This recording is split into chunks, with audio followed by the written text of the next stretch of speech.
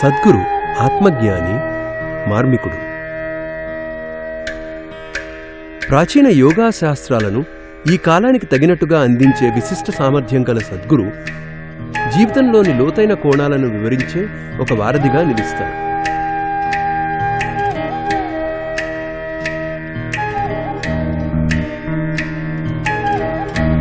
వారి జీవిత పరివర్తన కార్యక్రమాల ద్వారా ప్రపంచవ్యాప్తంగా కోట్ల మంది ప్రజలకు చేరువవుతున్నారు.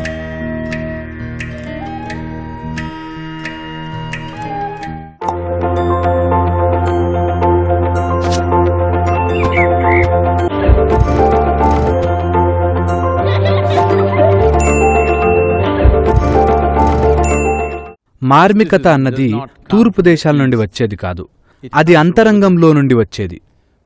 మీరు మార్మిక ప్రక్రియగా పరిగణించే దేన్నైనా ప్రయత్నించే ముందు మౌలికమైన 5 భూతాలను మనలో స్థిరపరచడం చాలా ముఖ్యం. వీటినే యోగశాస్త్రంలో పంచభూతాలు లేదా మహాతత్వాలు అంటారు. ఈ శరీరం, ఆ మాటకొస్తే ఈ భూమి, విశ్వం, బ్రహ్మాండం అన్నీ కేవలం పంచభూతాల ఆటే. ఈ శరీరం తయారీ ఎలా ఉందంటే అందులో 72% నీరు, దాదాపు 12% నేల, 6% గాలి, 4% నిప్పు ఉన్నాయి. మిగిలినది ఆకాశం. ఈ పంచభూతాలు మీలో ఎలా ప్రవర్తిస్తాయన్నదే దాదాపు ప్రతి విషయాన్ని నిర్దేశిస్తుంది. భూతమంటే ఒక మూలకం. భూతశుద్ధి అంటే మూలకాల మాలిన్యం నుంచి స్వేచ్ఛను పొందటం లేదా మూలకాలను శుద్ధి చేయడం, అంటే భౌతిక ప్రకృతి నుండి స్వేచ్ఛను పొందటం అని అర్థం. ప్రస్తుతం శారీరక, మానసిక ప్రక్రియలు చాలా మందిపై పూర్తిస్థాయి పట్టును కలిగి ఉన్నాయి. శారీరకమైనదంతా మనం బయట నుండి సమీకరించుకున్నదే. మనం మానసిక ప్రక్రియ అని దేన్నైతే అంటున్నామో ఆ మొత్తం కూడా అనుభూతుల రూపంలో కూడబెట్టుకున్నదే. ఈ రెండిటి మధ్యలో మీరేమిటి లేదా అస్తిత్వపరంగా మీ అసలు స్వభావం ఏమిటి అన్నది నిజంగా పూర్తిగా నిర్లక్ష్యానికి గురవుతోంది. మన అనుభవంలోకి రాని పార్శ్వాలను, అంటే మార్మికమని మనం పరిగణించే పార్శ్వాలను మనం అందుకోవాలంటే మొట్టమొదట మనం పంచభూతాలను శుద్ధి చేయడం మొదలుపెట్టాలి. ఈ భూతాల స్వచ్ఛత వల్ల మీకు ఏది భౌతికం, ఏది మానసికం, ఏది అస్తిత్వం అనే తేడా స్పష్టంగా తెలుస్తుంది.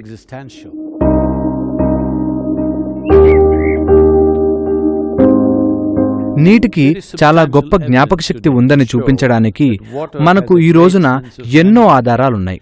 నీటి చుట్టూ జరిగే ప్రతిదీ నీటి అణువుల్లో ఎలాగో ఓలాగా నిక్షిప్తమవుతోంది. అందుకే నీటిని ద్రవ కంప్యూటర్గా పిలుస్తున్నారు. పంచభూతాల్లో నీటికి ఎంతో ప్రాముఖ్యత ఉంది. ఎందుకంటే శరీరంలో 72% నీరే ఉంది. మనం తాగే నీటి గురించి మనం తగిన శ్రద్ధ పాటిస్తే, అంటే కేవలం క్రిములు లేకపోవడం లాంటి విషయాలే కాకుండా స్వచ్ఛత విషయంలోనే కాకుండా ఆ నీటిని నిల్వ చేసే విధానం, ఏ రకమైన పాత్రలో దాన్ని నిల్వ చేస్తారు, ఎలా మీరు దాన్ని ఉంచుతారు, దాన్నెలా తాకుతారు, దాన్ని మీరెలా సమీపిస్తారు అన్నది ఎంతో ముఖ్యం. ఎందుకంటే ఓ ఆలోచన, ఓ భావోద్వేగం, ఓ స్పర్శ అనేవి నీటి అణునిర్మాణాన్నే మార్చేస్తాయని, మీ వ్యవస్థలో నీరు ప్రవర్తించే విధానాన్నే గణనీయంగా మారుస్తాయని ఎన్నో శాస్త్రీయ నిదర్శనాలు నేడు మీకు చూపెడుతున్నాయి.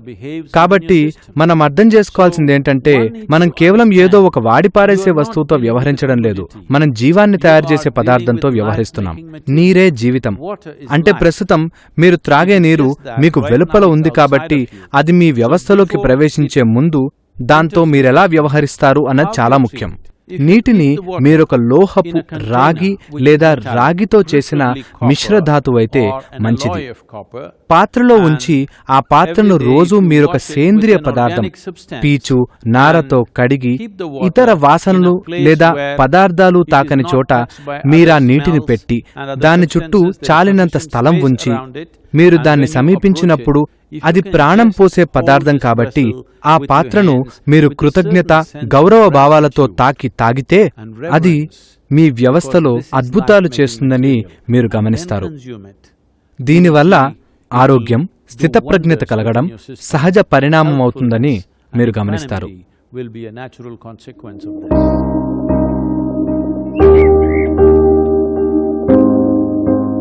మీరు నడిచే నేలకు ఒక రకమైన మేధస్సు, జ్ఞాపక శక్తి ఉన్నాయి. కాబట్టి మీరొక కాంక్రీట్ కీకారణ్యంలో నివసిస్తున్నప్పటికీ మీరు నివసిస్తున్న నేలతో అనుసంధానమై ఉండడం ముఖ్యం. మీరు నివసిస్తున్న నేల లేదా మట్టితో, ఆ భూమితో అనుసంధానమై ఉండటానికి మీ అంతట మీరే మార్గాలను సృష్టించుకోండి. ఏ తొడుగులు లేకుండా ఒట్టి చేతులతోనో లేదా ఒట్టి కాళ్లతోనో, ముఖ్యంగా అరచేతులతో, పాదాలతో రోజు కొద్ది నిమిషాల పాటు నేలను తాకితే భూమిని ఊరికే అలా తాకడం వల్ల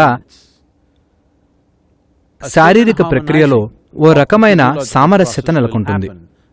మీ తోటలో, పెరట్లో కనీసం కొద్ది నిమిషాల పాటు ఒట్టికాళ్లతో తిరుగుతూ, మొక్కలను లేదా చెట్లను తాకుతూ మీరు కొద్ది నిమిషాలు గడపాలి. ఎందుకంటే ఇదే మీ ప్రాణానికి ఆధారం.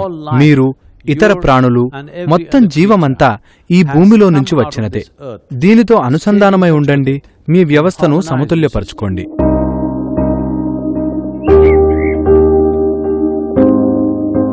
మీ శరీరంలో గాలి కేవలం 6% మాత్రమే ఉన్నా ప్రతి క్షణమూ జరిగే లావాదేవీల పరంగా చూస్తే అది పంచభూతాల్లో అత్యంత క్రియాశీలకమైనది. మీరు ఎలాంటి గాలి పీలుస్తున్నారన్నది ఖచ్చితంగా ఎంతో ముఖ్యమైన విషయం. ఇది మీకు బాగా తెలిసిన విషయమే. కానీ మీరు ఎలా శ్వాస తీసుకుంటారు, ఎంత చేతనాపూర్వకంగా శ్వాస తీసుకుంటారు అనేది కూడా అంతే ముఖ్యం. ప్రత్యేకించి మీలో పెద్ద నగరాల్లో నివసిస్తున్న వారికి మీరెలాంటి గాలి పీలుస్తున్నారన్నది మీ చేతుల్లో లేకపోవచ్చు.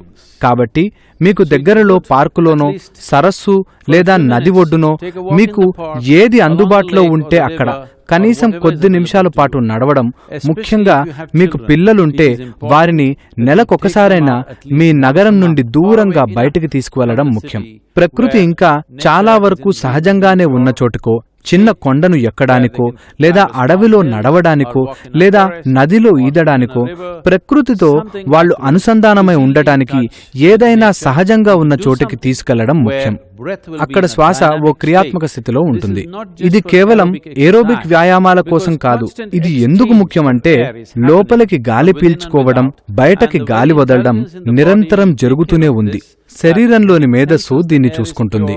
గాలి స్వచ్ఛంగా, సజీవంగా ఉందని శరీరం గ్రహిస్తే అప్పుడది శ్వాస తీసుకునే విధానమే భిన్నంగా ఉంటుంది. ఇది మీరు గమనించవచ్చు. వ్యవస్థ లోపల శుద్ధి జరుగుతుంది.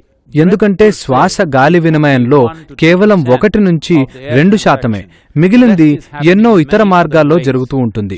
కాబట్టి మీరు స్వచ్ఛమైన గాలిలో ఉంటే మీరేదైనా శారీరక యాక్టివిటీ ద్వారా మీ శ్వాసని ఓ క్రియాత్మక, యాక్టివ్ స్థితికి తీసుకురావడం ముఖ్యం. మీరు మరీ తీవ్రమైనదేదీ చేయాల్సిన అవసరం లేదు. మీరు తగినంత గాఢంగా శ్వాసను తీసుకునే స్థితికి వస్తే చాలు. కొంత సమయం పాటు మీరు సాధారణ కంటే కొద్ది గాఢమైనదిగా శ్వాస తీసుకోవాలి. ముఖ్యంగా పెరిగే పిల్లలకి ఇది చాలా ముఖ్యం. ఎందుకంటే ఇది శరీర సమగ్రతని, దృఢత్వాన్ని గణనీయంగా పెంచుతుంది. కానీ రోజూ మీరు బయటికి వెళ్లలేకపోతే మీ ఇంట్లోనే శ్వాసను శుద్ధి చేసుకోవడానికి నాడీ శుద్ధి అనే సులువైన యోగా సాధన చేయొచ్చు.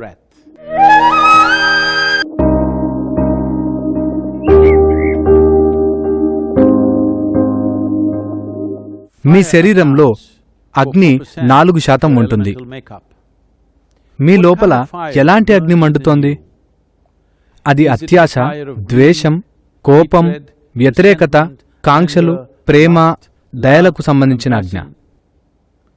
మీరు దీని గురించి పట్టించుకుంటే మీ శారీరక, మానసిక సంక్షేమం గాడిన పడతాయి. మీరు స్థితప్రజ్ఞత, ఉల్లాసంతో ఉన్న జీవిగా అవుతారు. మీలో ఉన్న అగ్నిని శుద్ధి చేసుకోవడానికి మీరు చేయదగ్గ సులువైన ప్రక్రియ ప్రతిరోజు సూర్యరశ్మిని పొందటమే. అదృష్టవశాత్తు సూర్యరశ్మిని కాలుష్యపరచలేం. మనం మిగతా వాటిని కాలుష్యపరిచినప్పటికీ సూర్యరశ్మి ఇంకా స్వచ్ఛంగానే ఉంది. దాన్ని బాగా ఉపయోగించుకోండి. మీరు అగ్నిని ఉపయోగించుకోవాలనుకుంటే మీరు ఎలాంటి నూనె లేకుండా సేంద్రియ పదార్థమైన గడ్డి లేదా ఎండుకర్రలతో నిప్పుని రాజేసి ఆ నిప్పుకి ఎదురుగా నిలబడి మీ చేతులని మీ కాళ్లని 3 నిమిషాల పాటు తెరిచి ఆ తర్వాత మీ వెన్నుముకని 3 నిమిషాల పాటు నిప్పుకు చూపిస్తూ నిలబడండి. ఇది మీ కాంతిమండలాన్ని శుద్ధి చేసి మీ వ్యవస్థలో ఓ కొత్త పునర్జీవన భావనని తీసుకొస్తుంది. ఇది లోపల ఉన్న అగ్నిని రగిల్చి బయట ఉన్న అగ్నితో దాన్ని మళ్లీ సంధానించడం. ప్రాచ్య దేశాల్లో జరిగే అగ్ని ఆధారిత క్రతువులన్నిటికీ ఇదే ఆధారం. నిప్పు రాజేయడం మీకు వీలు కాకపోతే కనీసం నూనెతోనో లేదా నెయ్యితోనో జ్యోతిని వెలిగించి ఆ జ్యోతి చుట్టుపక్కల్లో ఉండండి. మొదట జ్యోతికి ముఖం చేసి కూర్చోండి, ఆ తర్వాత వెనక్కి తిరిగి కూర్చోండి. ఇందువల్ల మీలో ఉన్న అగ్నిభూతం పునరుత్తేజితమవుతుంది.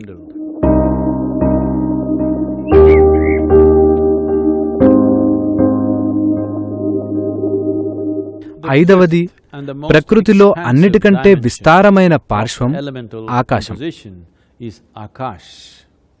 దీనికో రకమైన మేధస్సు ఉంది. ఈ ఆకాశిక మేధస్సు మీలో ఎలా ప్రవర్తిస్తుందనే విషయం మీ జీవిత స్వభావాన్ని నిర్ధారిస్తుంది. మీ జీవితపు స్వభావం, గుణం, శక్తి ఇవన్నీ ముఖ్యంగా ఈ ఆకాశ మేధస్సుని మీరు ఎంతవరకు అందుబాటులో తెచ్చుకుంటారన్న దాన్ని బట్టి నిర్ణయించబడతాయి. నేను ఇదివరకే చెప్పినట్టుగా ఇది పంచభూతాల్లో అత్యంత విస్తారమైనది. అంటే దీనికి పరిమితి అంటూ ఏదీ లేదు. నీటికో పరిమితి ఉంది, గాలికి ఉంది, నేలకు ఉంది, నిప్పుకి ఉంది. కానీ ఈ ఆకాశ పార్శ్వం ఓ అంతులేని అవకాశం. మీరు అపరిమితమైన రీతిలో అందుబాటులోకి తెచ్చుకుంటే మీ గ్రహణశీలత, మేధస్సు రెండూ పెరగవచ్చు. ఆకాశాన్ని లేదా ఆకాశ మేధస్సుని మరింత అందుబాటులోకి తెచ్చుకునే ఓ సులువైన ప్రక్రియ ఏమిటంటే, ఉదయం సూర్యుడు 30 డిగ్రీల కోణం దాటి పైకి వెళ్లే లోపల ఆకాశం వంక ఒకసారి చూసి మిమ్మల్ని, ఈ గ్రహాన్ని ఆయా స్థానాల్లో పట్టి ఉంచుతున్నందుకు నమస్కరించండి. సూర్యుడు 30 డిగ్రీలు దాటిన తర్వాత, అంటే రోజులు ఎప్పుడైనా సరే, ఓసారి పైకి చూసి మళ్లీ నమస్కరించండి.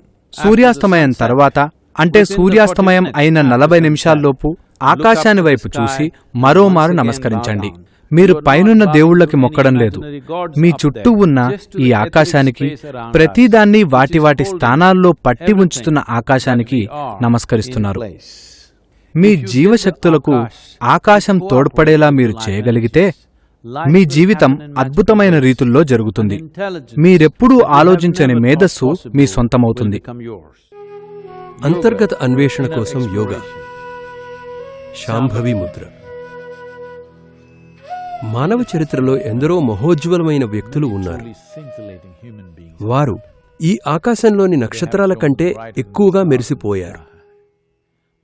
మరి ఎందుకని కొందరు ఇలా అత్యంత సమర్థత కలిగి ఉన్నారు?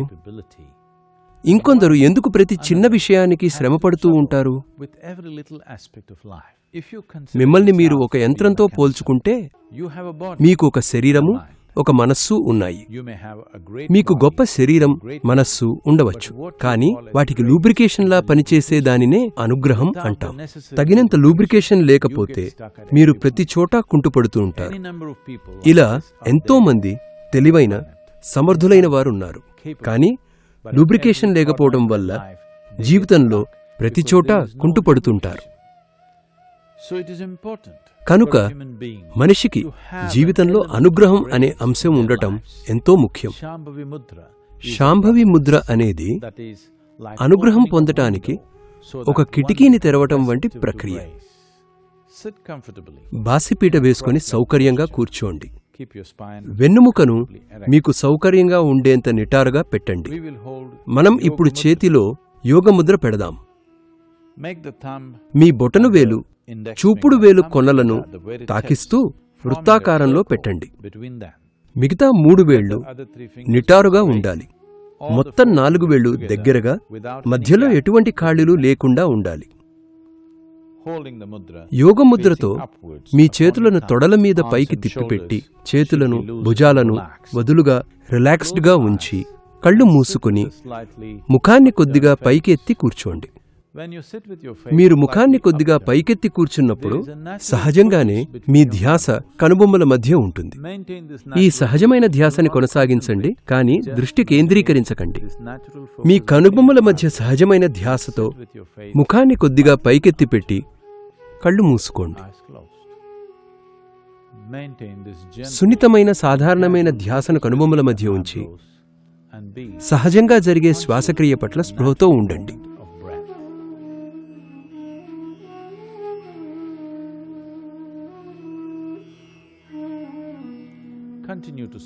ఇలా 3 నుంచి 6 నిమిషాల పాటు కూర్చోండి.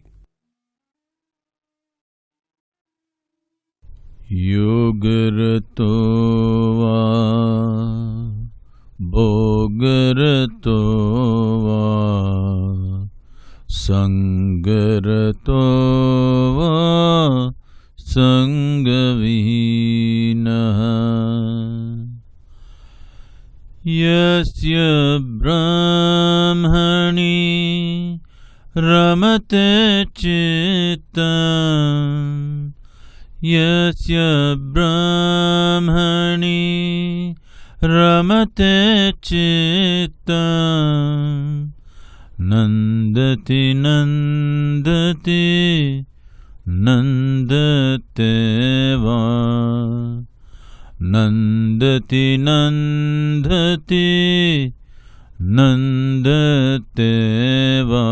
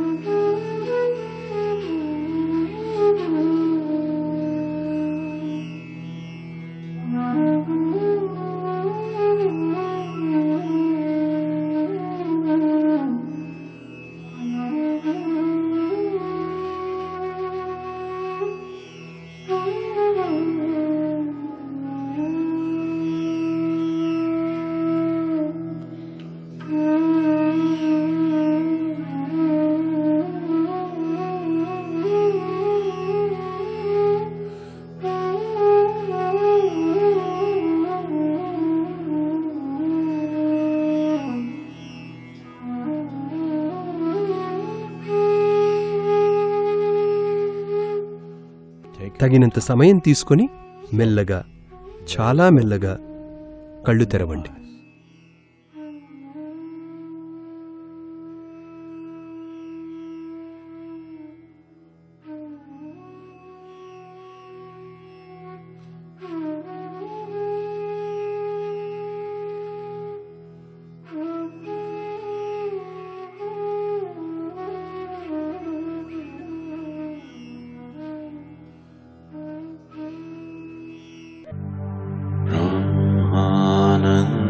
स्वरूपा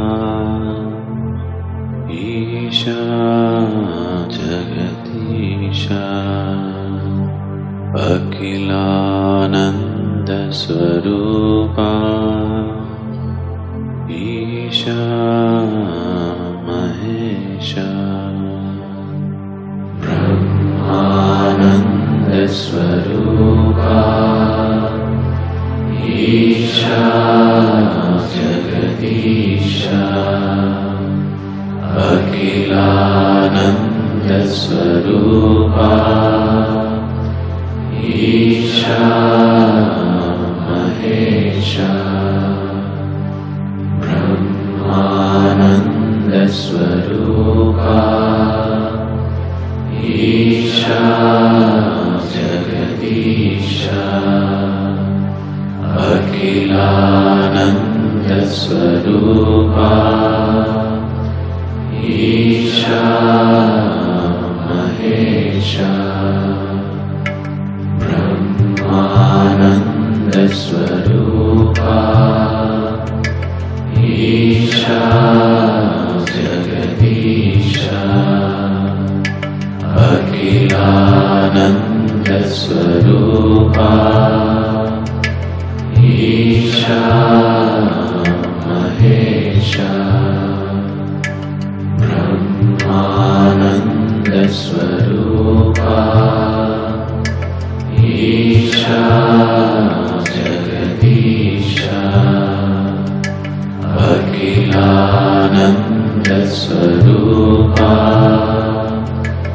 ईशा महेशा ब्रह्मानन्दस्वरूपा ईशा जगदीशा अखिलानन्दस्वरूपा ईशा महेशा ब्रह्मानन्दस्वरूपा ईशा जगदीशा अखिलानन्दस्वरूपा ईशा महेशा ब्रह्मानन्दस्वरूपा ईशा जगदीशा अखिलानन्दस्वरूपा ईशा महेशा ब्रह्मानन्दस्वरूपा ईशा जगदीशा अखिलानन्दस्वरूपा